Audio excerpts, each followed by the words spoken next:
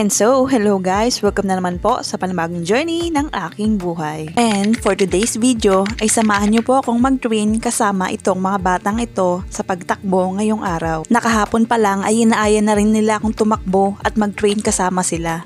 Kaya sino ba naman ako para ipagdamot sa kanila yung mga nalalaman ko sa running or iba pang mga nalalaman ko sa pagpapalakas ng katawan.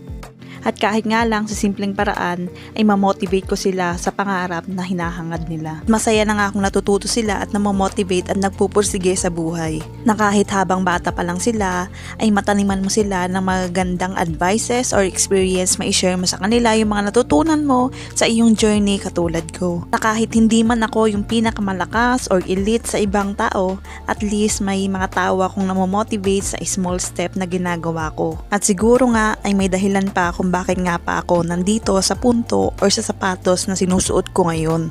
Or baka siguro may nais pang ipagawa sa akin ang Diyos. Noon ay isa rin akong batang katulad nitong mga kasama ko na nangangarap na sana lumakas din akong tumakbo or sana maging malakas din yung endurance ko. Kaya yun din siguro yung nagmo-motivate sa akin ngayon para naman tulungan sila or i-share yung mga nalalaman ko.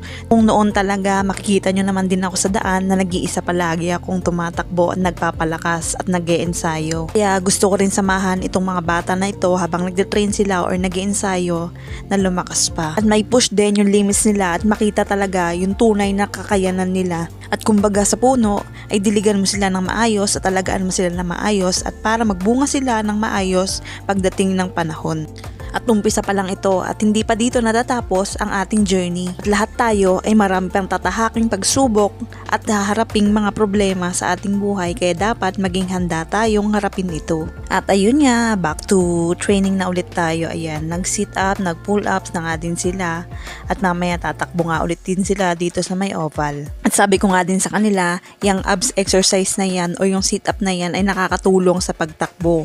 At ayun na nga guys, pinatakbo ko na nga sila dito sa may oval at titingnan ko nga kung matatapos nga din nila itong isang ikot na ito. At paalala ko nga din pala sa kanila na wag nilang gaanong bilisan baka kasi kanong mangyari sa kanila dahil nga din hindi pa lang nga rin nilang gaanong kaya. Pero nagulat na nga lang din ako ay natapos na nga niya ang running na pinatakbo ko sila. Na wag nating isipin kung ilang beses tayo nag-failure sa buhay dahil ang mas mahalaga pa din ay yung ilang beses tayong tumakbo or tumayo sa buhay natin at patuloy pa rin nabubuhay dito sa ating mundo.